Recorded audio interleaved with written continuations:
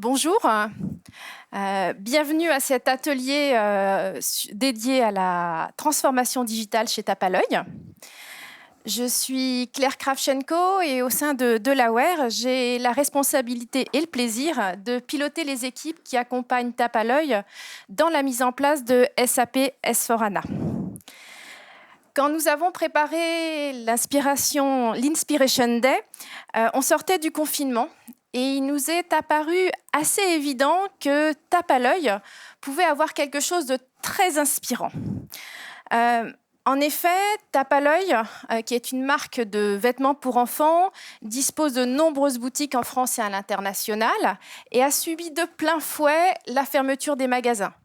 Et pour autant, notre projet ne s'est jamais arrêté, s'est même accéléré. Et de façon générale, on a assisté à un grand dynamisme de la part de Tape à l'œil pour se réinventer et s'adapter à ce contexte inédit.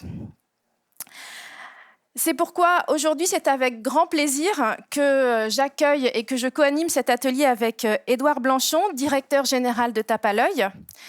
Non pas pour vous parler du projet S4 ANA, ça on vous en parlera j'espère l'année prochaine quand la solution sera pleinement opérationnelle, mais pour vous parler transformation digitale et vous partager quelques-uns des secrets de Tape à l'œil. Bonjour Édouard. Bonjour à tous. Effectivement, Édouard, ça fait 18 ans que je travaille chez Tape à l'œil. J'ai fait pas mal de métiers différents. Entre le retail, le produit, et puis maintenant ça fait 2 ans et demi que je suis DG. Bon, je suis pas venu pour parler de moi, je suis venu pour parler de Tape à l'œil. Et donc pour présenter Tape à l'œil, on va vous partager un petit film. Est-ce que ça vous arrive d'imaginer par où commencer pour changer le monde ? Avec Quentin, Hyacinthe et Morgane, on s'est posé la question. Nous sommes allés à la rencontre de personnes qui font des petits pas pour pouvoir changer le monde en grand. Avec Thomas d'une association qui surveille l'eau, on a observé des petites bêtes qui vivent dans l'eau. On a appris qu'il fallait vraiment beaucoup de litres d'eau pour fabriquer des vêtements. Moi, ça m'a fait réfléchir à ce qu'on pourrait tous faire pour économiser l'eau et la respecter. Le lendemain, on a rencontré Annick, qui aide à fabriquer des vêtements plus responsables. Benoît, qui s'occupe de la qualité chez Tape à l'œil, et Édouard, le grand chef de Tape à l'œil. On a imaginé tous ensemble des choses qui pourraient changer l'avenir. On a eu des idées folles, comme utiliser carrément moins de coton. Pour finir cette belle aventure, on a laissé le soleil entrer dans nos têtes. Alors j'ai senti des idées qui commençaient à pousser. Je vais les arroser avec un tout petit peu d'eau. Alors, tu vois, vous le voyez chez Tape à l'œil, on s'attache vraiment à l'expérience et on fait vivre des expériences aux parents et aux enfants. On s'attache aussi énormément à la relation humaine. Ça, c'est quelque chose d'important. On a envie de mettre l'humain au cœur de ce qu'on fait. Après, on constate avec le Covid, mais globalement, que les attentes des clients, elles changent vraiment. Aujourd'hui, on a besoin d'une marque finalement qui porte sens. On a besoin de produits plus responsables. On a besoin d'une dynamique digitale. Et donc, c'est tout ça qu'on a été amené dans ce contexte très changeant à mettre en marche des transformations avec beaucoup d'agilité. On a un mojo chez Tape à l'œil, c'est What got us here will not get us there. Joli mojo. Si je le comprends bien, tu me corriges si je me trompe, ce qui vous a mené ici, c'est pas ce qui vous emmènera plus loin demain, c'est ça ? Exactement. Le futur, c'est le changement. C'est se réinventer. Mais concrètement, ça veut dire quoi ? Parce que j'en ai un petit peu parlé dans l'introduction. Le titre de l'atelier le traduit. On comprend bien qu'il y a du SAP dans votre transformation digitale. Mais est-ce que tu peux nous en dire un petit peu plus sur la façon dont vous avez abordé le sujet ? Ouais, alors d'abord, on a fait un bilan il y a 2 ans et demi quand j'ai pris la DG. Et en fait, on s'est rendu compte qu'on avait super bien investi sur le front de Tape à l'œil, mais que par contre, on avait vraiment sous-investi sur le back-office. Et donc, le step d'après, ça a été de d'écrire une vision avec nos collaborateurs. Donc, on a fait une vision partagée. 100% des équipes ont été impliquées. Et on a déterminé des éléments très important qui allait driver la transformation de l'entreprise. Zero waste, l'envie de proposer des produits plus responsables.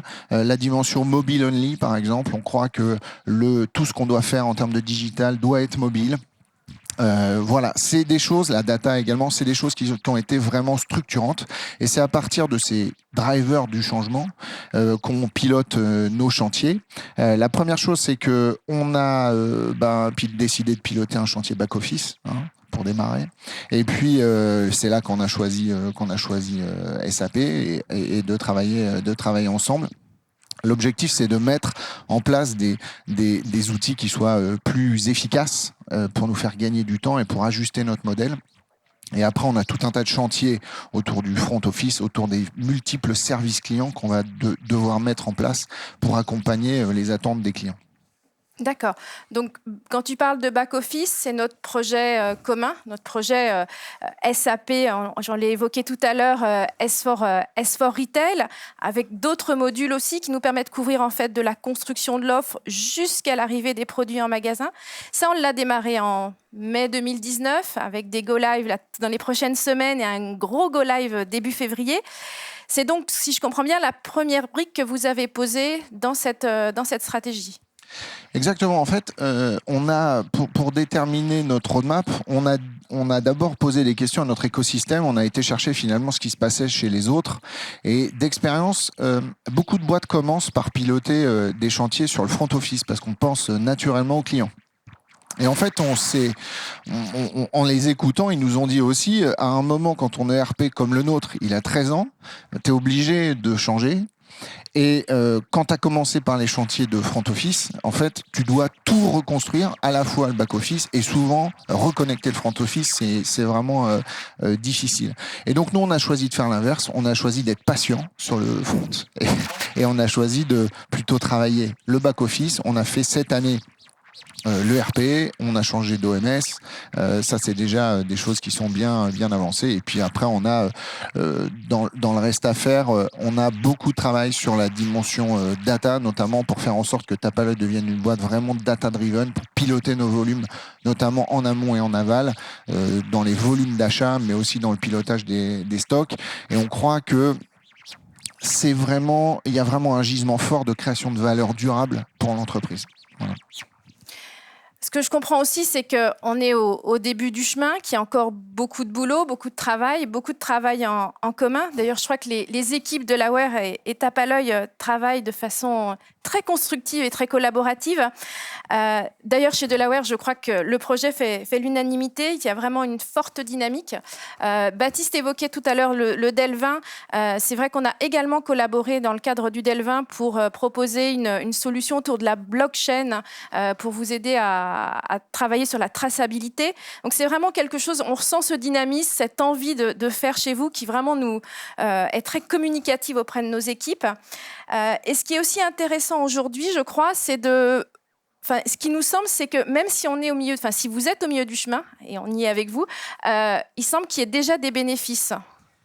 Alors exactement. Et le premier bénéfice qu'on a constaté, en particulier dans ce moment un peu dingue du Covid, c'est que quand les temps sont troubles autour de nous, finalement, les équipes, le fait d'avoir une vision claire et le fait d'avoir des projets de transformation qui mettent en marche tout le monde, et bien ça donne confiance aux collaborateurs. Et je pense que ça, c'est le premier message. C'est vraiment très très important. La deuxième chose, c'est que on a pu développer plein de petites initiatives de tests pendant ce Covid. Ça nous a aidé finalement à changer dans la contrainte. Finalement, la contrainte accélère l'innovation, je trouve. On a testé plein de choses, on a mis en place un drive en quelques jours, on est resté extrêmement connecté à nos clients au travers des réseaux sociaux, on a mis en place un test en Belgique avec du conseil client live sur le site web de Tapaloy. Bref, on a fait plein de tests et on a mis en œuvre de l'innovation pendant cette période qui était difficile. Et puis il y avait un chantier qui nous tenait vraiment à cœur depuis longtemps, c'était de mettre en place une application seconde main. On a beaucoup travaillé dessus, ça fait plus de 6 mois parce qu'on voulait qu'elle soit innovante et un peu différente. Et donc on a lancé notre application qui s'appelle New Life il y a quelques jours. On a déjà 20 000 téléchargements et du coup 21 000 pièces de disponibles sur la plateforme et j'espère qu'on arrivera vite à 100 000. C'est un appel à la candidature. Tout à fait, exactement. Mais voilà, et ce chantier-là, il était vraiment important pour nous parce que on croit beaucoup à l'économie circulaire, à l'économie d'usage, et c'est quelque chose qui va se développer dans le futur. Donc tu vois, on a profité de ce moment particulier pour accélérer la transformation, accélérer le changement, accélérer l'innovation. Et ce que je trouve assez intéressant, tu parlais de tests et je crois que vous nous avez beaucoup appris pendant le confinement. C'est vrai qu'on a testé pas mal de choses, pas mal de façons de travailler et ça a été extrêmement inspirant. Et d'ailleurs, c'est vraiment ce que nous ressentons à travailler à vos côtés. C'est vraiment cette source d'inspiration, ce dynamisme que vous insufflez également à vos partenaires. Et en cette journée de l'inspiration, ce jour de l'Inspiration Day, moi, ce que j'ai envie de te demander, c'est quelles sont tes sources d'inspiration? Qu'est-ce qui te donne cette niaque? Et quels sont tes modèles peut-être? Et aussi auprès de qui est-ce qui pourrait être inspiré par tout ce que vous faites chez Tape à l'œil? Alors, la première chose qui m'inspire, en fait, moi j'ai fait du sport en compète à haut niveau pendant 20 ans et en fait, ça m'a appris plein de trucs et c'est un gisement d'inspiration fort même aujourd'hui. Le premier truc, c'est que c'est dans le sport de compète et finalement, il faut beaucoup travailler le fond de jeu, le physique, la technique, pour pouvoir être performant pendant les matchs. Ça s'apparente un peu à ce qu'on s'est raconté sur le socle digital solide et après derrière on va pouvoir s'éclater sur la partie front et plaisir client finalement. Et donc voilà, ça c'est une vraie source d'inspiration. 1, faut travailler le fond de jeu. 2, ça permet derrière de vraiment se dépasser, d'aller au-delà de soi-même. Et puis, le volley, c'est un sport d'équipe. Et donc, du coup, moi, ça m'a permis de cette découverte du fait de gagner collectivement. Et j'ai envie d'ailleurs de passer un petit message aux équipes Tape à l'œil pour les remercier de tout ce qu'elles font, de leur dynamisme, effectivement, leur énergie dans le changement, parce que c'est vraiment magique. On a un plaisir de dingue à travailler tous ensemble en permanence. La deuxième chose qui m'inspire sont finalement les gens qui osent faire différemment. Voilà.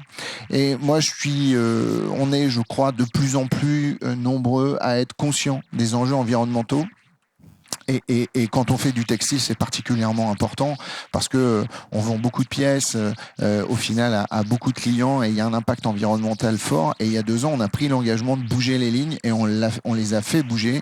Et moi, j'ai été beaucoup inspiré par ces gens qui sont à la fois conscients des problématiques et qui, en même temps, sont capables d'apporter des solutions. Parce que les gens qui disent ça va pas, etc., il y en a plein. Des gens qui apportent des solutions, qui dans les faits changent les choses, il y en a moins. Et ça m'inspire vraiment. Pas très loin d'ici, à Roubaix, il y a quelqu'un qui s'appelle Annick Jeanne qui fait, qui anime, voilà, exactement, et qui anime le plateau fertile, qui est plein d'initiatives autour de la mode plus durable, etc., qui organise les Fashion Green Days. Tu passes une journée avec elle, tu prends une énergie incroyable et ça donne une confiance dans tout ce que tu fais. On a beaucoup à faire sur ce sujet-là. Et après, tu me demandes aussi... En tant que dirigeant, on a quelque part une forme de rayonnement naturel finalement et je crois qu'il faut qu'on arrive à utiliser ce rayonnement pour inspirer justement cette dynamique de transformation autour de l'environnement parce qu'il y a une forme d'urgence et donc moi si j'avais envie d'inspirer des dirigeants et même tout le monde finalement, ce serait de se dire prenons conscience des enjeux et puis trouvons des petites solutions, sachons faire des petits pas comme on le disait dans le film, parce que c'est la somme de tous ces petits pas et d'autres grands pas qui fera vraiment avancer le schmilblick et qui nous permettra de donner à nos enfants finalement une planète qui soit chouette à vivre. Voilà. En tous les cas, je confirme, vous avez un dynamisme qui est extrêmement communicatif. Et j'espère qu'on aura réussi un peu à en transmettre aux personnes qui nous écoutent. J'avais envie un peu d'essayer de conclure et de résumer tout ça. C'est un peu difficile parce que je pense que tu as abordé beaucoup de choses et beaucoup de choses assez fortes. Et je te laisserai aussi peut-être quand même rajouter des choses s'il le faut. Moi, ce que j'ai compris, effectivement, c'est les petits pas. C'est peut-être avoir des ambitions adaptées à ce qu'on peut faire. Ce que je retiens aussi, c'est mettre du sens. Et ça, je pense que c'est important dans notre métier au jour le jour avec les équipes. Pour Tape à l'œil, c'est aller vers un commerce plus juste. Je crois qu'on en avait déjà discuté. Ce que je retiens aussi peut-être dans la construction de vos stratégies digitales, c'est prendre les choses dans l'ordre. Commencer par le socle, commencer par le cœur, peut-être commencer par les gens qui font la partie back-office. Et ça, on y travaille tous les jours. Et puis l'autre chose, j'ai l'impression que tu attends aussi de nous qu'on soit aussi des gens qui t'accompagnent, chez Delaware en particulier, dans cette trajectoire, dans ce dynamisme, dans ce mouvement. Exactement. Ah bah, c'est chouette. Eh ben, je crois qu'on est pas mal. On est en termes de timing. Je crois que les gens doivent savoir maintenant se servir du chat et des questions-réponses. Donc, n'hésitez pas. Je vais essayer de les prendre au fur et à mesure. Alors, j'ai une première question sur les dépenses sur le cloud. Comment faites-vous pour maîtriser les dépenses cloud ? Alors, j'avoue que je suis pas le plus grand technicien de toute la dynamique cloud. C'est vrai, en tous les cas, c'est vrai que c'est un sujet parce qu'en fait, quand on démarre les projets, souvent on a une estimation et derrière, quand on est dans la vraie vie, en fait, on se rend compte que les capacités nécessaires, elles sont souvent plus fortes que ce qu'on avait imaginé. Et donc c'est vrai que ça fait augmenter nos budgets de manière assez significative. Après, voilà, c'est tout ce que je peux dire. On n'a pas, je sais pas si on a de véritables solutions sur le sujet. Et par contre, on y est dans tous les cas très vigilant. Et vous avez fait le choix du cloud sur un certain nombre de solutions. C'est vrai qu'on ne l'a pas évoqué, que ce soit sur la partie CX ou sur la partie ERP. C'est vrai que vous avez fait le choix. Ce choix-là. On est en train de passer notre plateforme front dans le cloud. Effectivement, c'est maintenant. On est en fin de projet. N'est-il pas risqué de mettre des environnements critiques dans le cloud ? Décidément, c'est des questions sur le cloud. Ouais. En tous les cas, j'ai peut-être la naïveté de croire que non, mais parce qu'on doit y mettre par contre toute la sécurité nécessaire, mais de toute façon, je suis pas sûr qu'on ait vraiment le choix en fait. J'ai le sentiment qu'on n'a pas le choix et je crois que par contre, il faut essayer de se donner les moyens derrière effectivement de sécuriser tout ça. Et de toute façon, que ce soit dans le cloud ou on-premise, de toute façon, il y a un problème de sécurité qu'il faut mettre en œuvre. Exactement. Quelle technologie avez-vous utilisée pour le front ? Alors sur le front, sur la partie front, notre plateforme c'est Ibris, donc c'est SAP Cloud Commerce. Donc, ça fait nom, a changé de nom, voilà exactement. Et donc c'est Ibris. On travaille dessus depuis très longtemps. Aujourd'hui, ça nous donne vraiment satisfaction sur l'aspect agile finalement de la plateforme. On a un partenaire de développement qui est Accenture Interactive avec lequel on travaille depuis longtemps aussi, et on a un trinôme en fait entre SAP Cloud, Accenture et nous. Et on travaille en mode très agile, des sprints tous les 15 jours, etc., etc. Et donc du coup en fait on arrive vraiment bien à faire du site et notre plateforme ce qu'on souhaite, et c'est ça qui a fait notre choix et c'est ça qui fait qu'on continue à travailler sur cette solution-là. D'accord. Peut-être une question de la part de Nelson Montfort. C'était quelle équipe, le volley ? Alors au volley, j'ai joué en National 2 pendant très longtemps, mais j'ai joué dans pas mal d'équipes. J'ai joué plutôt sur la région parisienne et puis j'ai joué dans le Nord, ici à Villeneuve-d'Ascq. Voilà. Je passe le bonjour d'ailleurs s'il y a des gens de Villeneuve-d'Ascq qui regardent. Ah si, encore une question. Alors encore une question sérieuse. Avez-vous fait le choix de SAP pour la finance et les RH ? Non. Pas pour l'instant. On se posera la question en temps 2. On s'était vraiment posé la question. Aujourd'hui, on est plutôt sur la dynamique commande-supply. En fait, ça a été un vrai choix. C'était déjà un choix important. Donc, on a décidé de commencer notre chantier par là. On verra comment on fait évoluer les choses. Pour être très honnête, ça fera partie des enjeux futurs.